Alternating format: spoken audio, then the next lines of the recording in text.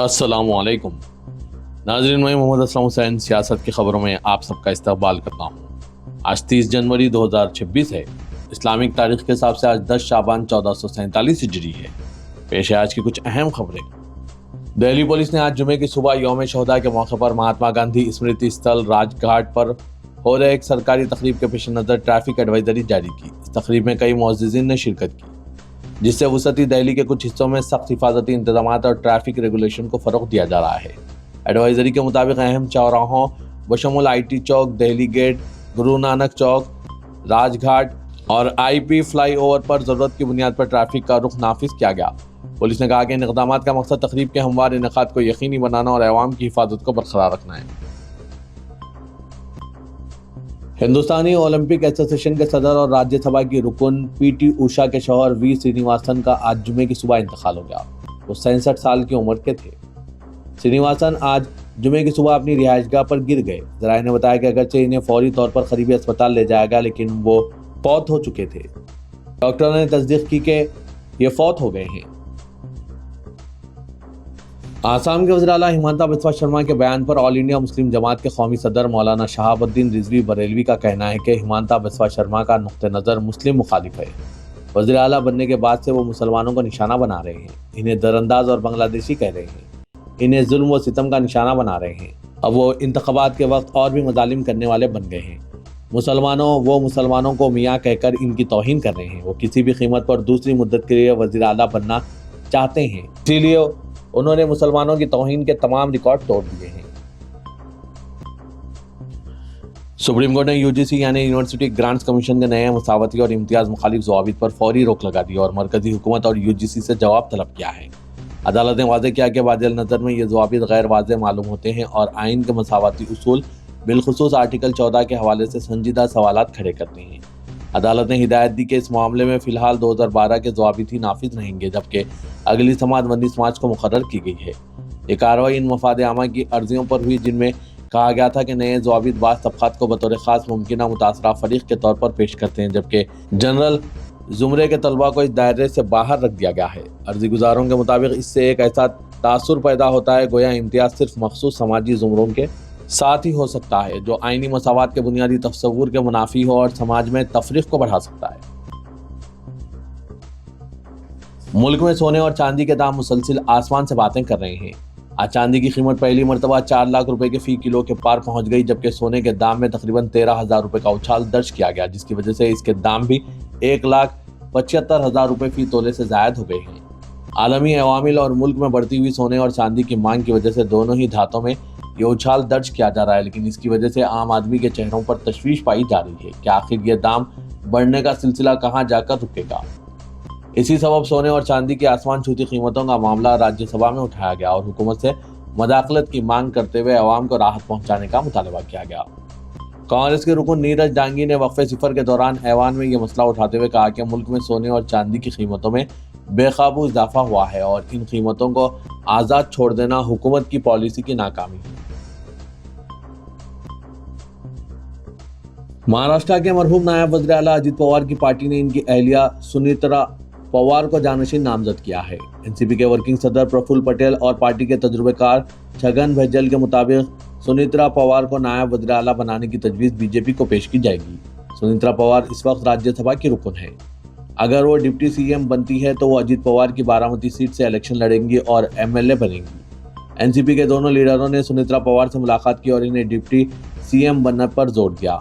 ये इत्तला ज़राए से सामने आई है। नेशनलिस्ट कांग्रेस पार्टी के महाराष्ट्र असेंबली में 41 MLA हैं। महाराष्ट्र के नायब वज़ीर आला अजित पवार नेशनलिस्ट कांग्रेस पार्टी के 2 ग्रुपों के इंजमाम के ख्वाहिशमंद थे और यह जल्द ही होने वाला था। मख्तूल लीडर के करीबी साथी ने यह दावा किया है। किरण गुर्जर, जो 1980 की दहाई के वसत में सियासत में आने से पहले अजित पवार के साथ मुंसलिक थे, उन्होंने आज PTI को बताया कि अजित पवार ने चारशुम्बे के मोहलिक हवाई जहाज़ के हादसे से सिर्फ 5 दिन पहले इसके बारे में इनसे बात की थी। गुर्जर ने कहा वो दोनों ग्रुपों को जम करने के लिए 100% ख्वाहिशमंद थे। उन्होंने मुझे 5 दिन पहले बताया था कि पूरा अमल मुकम्मिल हो चुका है और अगले चंद दिनों में इंतजाम करीब है। राजस्थान के BJP रुकन असेंबली बाल मुकुंदाचार्य ने जयपुर में मस्जिद के लाउड स्पीकरों से बच्चों की पढ़ाई में खलल का मसला उठाया। ریاستی اسمبلی میں زیرو اوور کے دوران بال مکنڈ آچاریہ نے جے پور شہر میں مساجد پر نصب لاؤڈ اسپیکروں کی زیادہ مقدار کو کم کرنے کا مسئلہ اٹھایا۔ اس نے کہا اونچی آواز صبح 4 بجے سے شروع ہو جاتی ہے جس سے نیند میں خلل پڑتا ہے اور بوڑھوں اور بیماروں کی صحت متاثر ہوتی ہے، ان کے حقوق کی خلاف ورزی ہوتی ہے۔ قاعدہ 295 کے تحت معاملہ اٹھاتے ہوئے بال مکنڈ آچاریہ نے کہا کہ مسجد کے لاؤڈ اسپیکروں سے تیز آواز بچوں کی پڑھائی میں خلل ڈالتی ہے۔ رکن اسمبلی کہا کہ اونچی آواز کی آواز صبح 4 بجے شروع ہو جاتی ہے جس سے بوڑھوں اور بیماروں کو صوتی آلودگی کی وجہ سے پریشانی ہوتی ہے۔ اس نے مزید کہا کہ لوگوں کی نیندیں خراب ہو رہی ہے جو ان کے حقوق کی خلاف ورزی ہے۔ مودی حکومت مرکزی بجٹ سے قبل اقتصادی سروے 2025-26 پیش کیا۔ اس سروے کے مطابق آنے والے دنوں میں ٹیکس دینا نہ صرف آسان ہوگا بلکہ لوگوں کی جیب پر بھی کم بوجھ پڑے گا۔ جن لوگوں کی سالانہ آمدنی 12 لاکھ تک ہے انہیں اب کوئی ٹیکس نہیں دینا ہوگا۔ ساتھ ہی متوسط طبقے کو بڑی راحت ملی ہے اور لوگوں کے پاس خرچ کرنے کے لیے زیادہ پیسے بچ جائیں گے۔ وہیں نیا انکم ٹیکس قانون 1 اپریل 2026 سے نافذ ہوگا جس سے ٹیکس ضوابط مزید آسان ہو جائیں گے۔ مرکزی وزیر خزانہ نرملا سیتارمن کے ذریعے پیش کردہ اقتصادی سروے میں کہا گیا ہے کہ ملک میں ٹیکس دہندگان کی تعداد تیزی سے بڑھ رہی ہے۔ حکومت کے مطابق بہتر ڈیجیٹل سسٹم کی وجہ سے ممکن ہو رہا ہے۔ اس نظام میں لوگوں کو ڈرائے بغیر ڈیٹا کے ذریعے غلطیاں سدھارنے کا موقع دیا گیا ہے۔ اس سے 29,000 کروڑ سے زائد کی غیر ملکی جائیدادوں کا انکشاف بھی ہوا ہے۔ سروے کے مطابق صحت مند خدمات کو قابل رسانی بنانے کی جانب پیش رفت کی ہے۔ اتر پردیش حکومت نے مشرقی پاکستان یعنی موجودہ بنگلہ دیش سے بے گھر ہو کر اتر پردیش میں مقیم ہندو بنگالی خاندانوں کی بازآبادکاری کے لیے ایک بڑا فیصلہ کیا ہے۔ حکومتی ذرائع کے مطابق اتر پردیش کے وزیر اعلیٰ یوگی آدتیہ ناتھ کی صدارت میں منعقدہ کابینہ کی میٹنگ میں ضلع میرٹھ سے متعلق اس معاملے کی منظوری انسانی ہمدردی کی بنیاد پر دی گئی ہے۔ دراصل بنگلہ دیش سے بے گھر ہو کر 99 ہندو خاندان طویل عرصے سے ضلع میرٹھ کی تحصیل موانا کے ننگلا گوسائی گاؤں میں جھیل کی زمین پر غیر قانونی طور پر رہائش پذیر ہیں۔ کابینہ کے فیصلے کے مطابق ان تمام 99 کنبوں کی بازآبادکاری ضلع کانپور دیہات کی تحصیل رسول آباد میں کی جائے گی۔ گاؤں بھینسایا میں بازآبادکاری محکمے کے نام درج 11,1375 ہیکٹر زمین پر 50 کنبوں کو اور گاؤں تاجپور ترسولی میں بازآبادکاری محکمے کے نام درج 10,530 ہیکٹر زمین پر باقی 49 خاندانوں کو بسایا جائے گا۔ ہر خاندان کو زمین الاٹ کی جائے گی۔ یہ زمین پریمیم پالیس رینٹ پر 30 سالہ پٹے پر دی جائے گی جسے آئندہ ہر 30 سال بعد تجدید کیا جا سکے گا۔ اس طرح پٹے کی زیادہ سے زیادہ مدت 90 سال ہوگی۔ حکومتی ذرائع کا کہنا ہے کہ یہ فیصلہ ماحولیاتی تحفظ کے ساتھ ساتھ بے گھر خاندانوں کی باعزت اور محفوظ بازآبادکاری کو یقینی بنائے گا۔ واضح ہے کہ ایک طرف بی جے پی حکمرانی والی ریاستوں میں ہندوستانی مسلمانوں کو بھی بنگلہ دیشی کہہ کر نکالا جا رہا ہے، وہیں دوسری طرف بنگلہ دیشی ہندو خاندانوں کو اتر پردیش حکومت کی جانب سے گھر فراہم کیے جا رہے ہیں۔ ناظرین، ان سب پر آپ کی کیا رائے ہے؟ کمنٹ کے ذریعے ضرور بتائیے گا۔ ریاست اتراکھنڈ میں نفرت اور فرقہ پرستی کا ننگا ناچ عروج پر پہنچ چکا ہے۔ دہرادون میں فرقہ پرستی کا ایک تازہ معاملہ سامنے آیا ہے جہاں وہ کشمیری نابالغ لڑکوں کا نام اور پتہ پوچھنے کے بعد انہیں بری طرح مارا پیٹا گیا۔ اس واقعے کے بعد جموں کشمیر کے وزیر اعلیٰ عمر عبداللہ نے اس معاملے پر اتراکھنڈ کے وزیر اعلیٰ پشکر سنگھ دھامی سے فون پر بات کی۔ اطلاعات کے مطابق یہ دونوں نوجوان کشمیر کے رہنے والے اور وکاس نگر تھانہ علاقے میں ایک دکان پر چپس کا پیکٹ خریدنے گئے تھے۔ ان کی زبان اور لباس کو دیکھ کر پاس بیٹھے کچھ اور نوجوان ان سے سوال کرنے لگے۔ جب نوجوانوں نے بتایا کہ وہ کشمیر کے باشندے ہیں تو مقامی نوجوانوں نے پہلگام میں دہشت گردانہ حملے کا حوالہ دیتے ہوئے انہیں بے دردی سے مارا پیٹا جس سے وہ بری طرح زخمی ہو گئے۔ مار پیٹ کے بعد ایک نوجوان کی حالت تشویشناک تھی، اسے دہرادون کے ایک اسپتال میں ریفر کیا گیا۔ اس کا ایک ہاتھ فریکچر ہے اور اس کے سر میں شدید چوٹیں آئی۔ جموں کشمیر اسٹوڈنٹ ایسوسی ایشن کے مطابق حملہ آوروں نے پہلے نوجوان سے ان کی شناخت کے بارے میں پوچھ گچھ کی۔ جب انہیں معلوم ہوا ہے کہ وہ کشمیری اور مسلم کمیونٹی سے تعلق رکھتے ہیں تو انہیں جسمانی تشدد کا نشانہ بنایا گیا۔ تنظیم کا الزام ہے کہ نوجوان کو لوہے کے راڈ سے بھی مارا گیا جس سے اس کے سر سے خون بہا اور اس کے جسم پر متعدد زخم آئے۔ ریاست اتراکھنڈ میں اس طرح کے معاملات بڑھ رہے ہیں جس سے ریاست کے وزیر اعلیٰ کو نوٹس لینے اور سخت قانونی کارروائی کرنے کی ضرورت ہے۔ تلنگانہ میں فون ٹیپنگ اسکیم کی جانچ نے آج اس وقت ایک نیا موڑ اختیار کر لیا جب خصوصی تحقیقاتی ٹیم نے BRS سربراہ اور سابق چیف منسٹر کے چندرشیکھر راؤ کو نوٹس جاری کرتے ہوئے آج 30 جنوری دوپہر 3 بجے تحقیقات کے لیے دستیاب رہنے کی خواہش کی۔ Assistant commissioner police Jubilee Hills P Venkat Giri نے CRPC کی دفعہ 160 کے تحت سابق چیف منسٹر کو نوٹس جاری کی۔ نوٹس کی خاص بات یہ رہی کہ تحقیقاتی ٹیم نے سابق چیف منسٹر کی ضعیف العمری کا لحاظ کرتے ہوئے طلب کرنے کے بجائے حیدرآباد میں ان کی پسند کے کسی موضوع مقام کا تعین کرنے کی خواہش کی۔ جوبلی ہلز میں واقع نندی نگر قیامگاہ پر SIT کے عہدیداروں نے نوٹس حوالے کی۔ نوٹس میں کہا گیا ہے کہ تحقیقات کے دوران اس بات کا انکشاف ہوا ہے کہ آپ فون ٹیپنگ معاملے کے حقائق اور وجوہات سے واقف ہیں، لہٰذا مزید تحقیقات کے لیے آپ سے پوچھ تاچھ ضروری ہے۔ نوٹس میں کہا گیا ہے کہ اگر آپ چاہیں تو رضاکارانہ طور پر جوبلی ہلز پولیس اسٹیشن حاضر ہو سکتے ہیں، یا پھر آپ حیدرآباد کے حدود میں کسی موضوع مقام کی نشاندہی کریں جہاں تحقیقاتی عہدیدار پہنچ کر پوچھ تاچھ کریں گے۔ تحقیقات کے لیے مقررہ وقت سے قبل اس بارے میں اطلاع دینے کی خواہش کی گئی۔ BRS کے ورکنگ پریزیڈنٹ KTR نے فون ٹیپنگ کیس میں سابق چیف منسٹر KCR کو جاری کی گئی نوٹس پر شدید رد عمل کا اظہار کرتے ہوئے اسے سیاسی انتقام قرار دیا۔ KTR نے سوشل میڈیا کے پلیٹ فارم X پر SIT کی جانب سے KCR کو جاری کی گئی نوٹس پر اپنی سخت برہمی کا اظہار کیا۔ انہوں نے کہا کہ KCR وہ قائد ہیں جنہوں نے طویل اور صبر آزما تحریک چلانے کے بعد علیحدہ ریاست تلنگانہ حاصل کرنے کے لیے اپنی زندگی کو خطرے میں ڈال دیا تھا۔ ایسے قائد کے خلاف سیاسی انتقام نامناسب ہے۔ KTR نے کہا کہ BRS کے 10 سالہ دور حکومت میں بحیثیت چیف منسٹر KCR نے دنیا کو ایک نیا تلنگانہ دکھایا اور ریاست کو اعلیٰ درجے تک پہنچا دیا۔